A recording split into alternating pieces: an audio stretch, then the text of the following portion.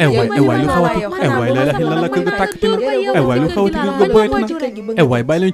leen cooli dimbali ma waaye yow nijaay daal ay bi benn fan rek lañ koy def foofu daal laa yem man la kenn def fi ay benn fan laa la wax ay du tool ay ñaari fan la boo mënee baax na boo mënul baax na tàyyal nga torop yéen daal li ngeen ma rey dong ngeen wut da ngeen ma rey kese ngeen wut ndax fii ma xëy fajar gi ay ndomb ak ay bijjan lépp lay fekk ci kër gi lekk yi ngeen may jox nag saafara dong nga lay xeeñ sama yére yi sunguf ngeen ko reen ko def ko lu ne ba tey ma nekk fi rek loolu reyu ma ndax man waalo la cogo témbee laa dëkk